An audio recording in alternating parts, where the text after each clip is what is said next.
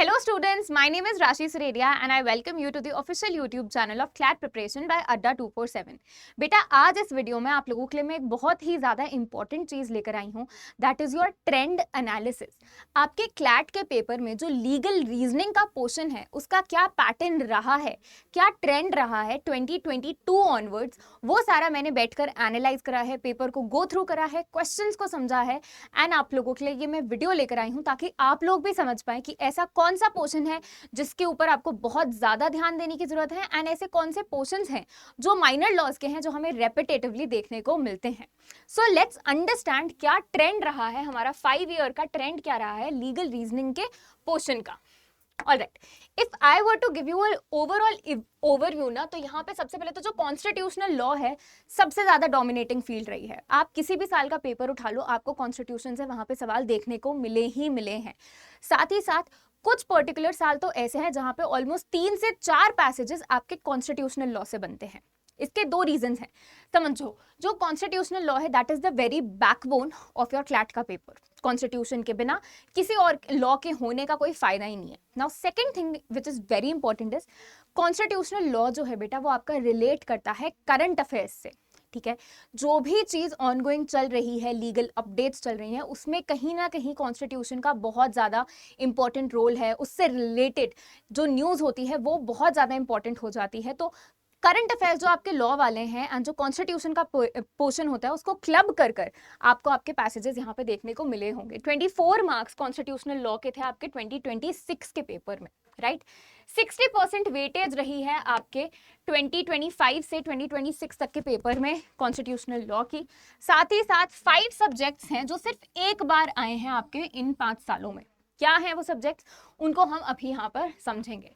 Bottom line is, अगर आप एक सब्जेक्ट को डीपली लीगल रीजनिंग के लिए प्रिपेयर करना चाहते हो तो that is without any doubt your constitutional law.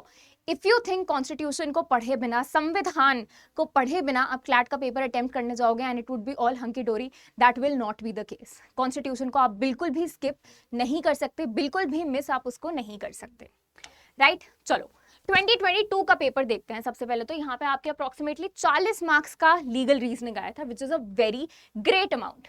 Constitution और आपका जो सीए है, CA being your current affairs, इनको रिलेट करके बेटा आपके 3 पैसेजेस बने थे जिनमें 5-5 सवाल ईच थे। ऑलराइट, फिर उसके बाद मैं बात करूं तो उसके बाद सबसे ज्यादा वेटेज गई थी आपके फैमिली लॉ को। यहाँ पे भी फैमिली लॉ से आपके 2 पैसेजेस बने थे, 5-5 questions each. Then you had contract law जिससे 5 क्वेश्चंस बने थे, इंटरनेशनल लॉ जिससे 5 क्वेश्चंस बने थे एंड आपका इन्वायरमेंटल लॉ जिससे 5 क्वेश्चंस बने थे। अगर मैं इस पेपर की बात करूं तो ये दोनों जो टॉपिक्स हैं बेटा ये आपके माइनर लॉज में आते हैं, राइट।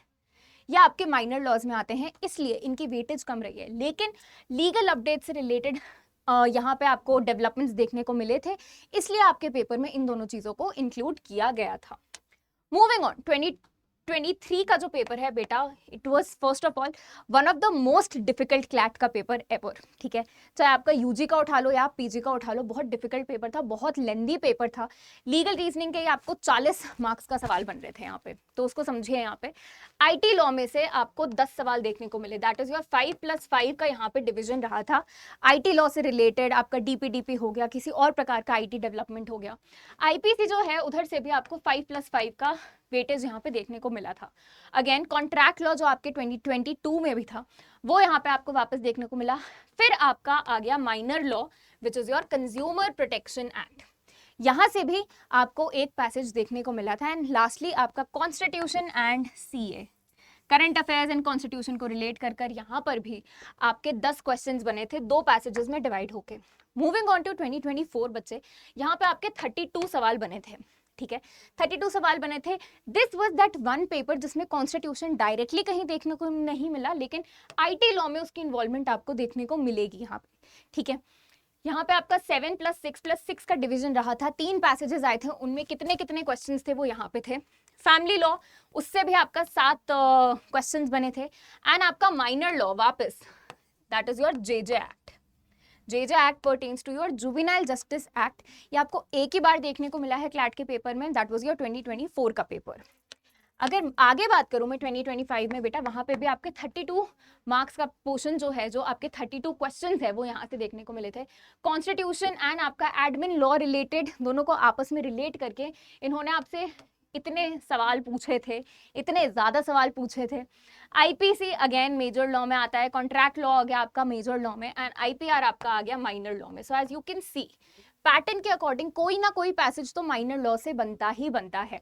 अब कौन सा माइनर लॉ पिक होगा, that is purely on your luck. And 2026 में बेटा आपके 30 सवाल बने थे यहाँ पे, ठीक है। कॉन्स्टिट्यूशन और सीए को मिला के अप्रोक्सीमेटली 24 सवाल थे। तो देख लो कितना ज्यादा मेजर वेटेज गया था आपके संविधान को। And as you can see if nothing, ये इंक्रीज ही होता हुआ दिखेगा आपको ट्रेंड। फैमिली लॉ से आपका दूसरा जो बना था वो आपका 6 मार्क्स तक की वेटेज का मिला था। 2026 का जो पेपर है बेटा, उसमें सिर्फ और सिर्फ संविधान था which could have easily made और ब्रेक योर स्कोर, राइट। एक ओवरऑल टेबल के हिसाब से मैं आपको दिखाऊं ना, तो ये रहा आपका कॉन्स्टिट्यूशन और जो सीए है आपका, सबसे ज्यादा वेटेज इनकी ही हमें देखने को मिली है।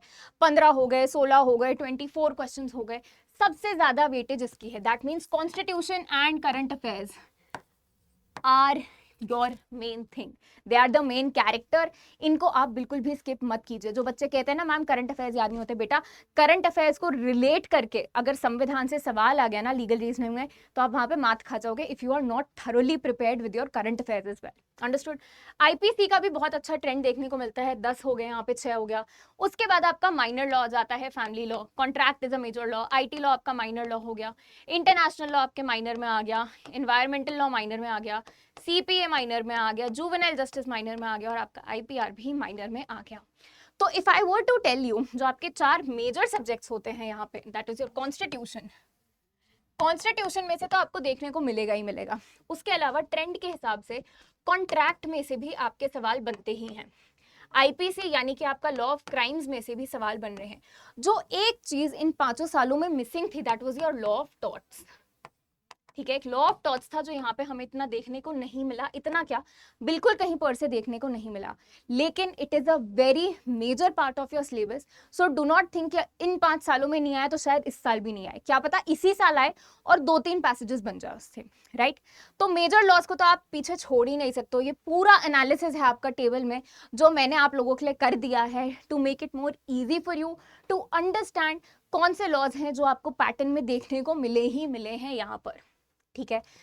अगर आप लोग इस एनालिसिस में अपना वक्त ज़ाया नहीं करना चाहते और चाहते हैं कि बस बढ़िया तरीके से आपकी प्रिपरेशन हो, तो आप अड्डा 247 की वेबसाइट पे जाइए बेटा।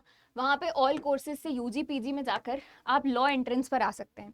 वहाँ पे आपके क्लैट के जो कोर्सेज हैं वो लाइव हैं। हमारे batch achievers and achievers pro are live. यहाँ पे आप खुद को इनरोल करा लीजिए, हमारे बैचेस का हिस्सा बनिए, ताकि आपकी प्रिपरेशन को नेक्स्ट लेवल पर हम लेके जा सकें। Obviously we can't expect you कि अब जब इतना कम टाइम बचा है पेपर में तो आप अब उसमें एनालिसिस करेंगे, बैठ के समझेंगे कि कौन सी चीज़ बहुत इंपॉर्टेंट है। जी नहीं, इसमें वक्त ज़ाया होगा आपका।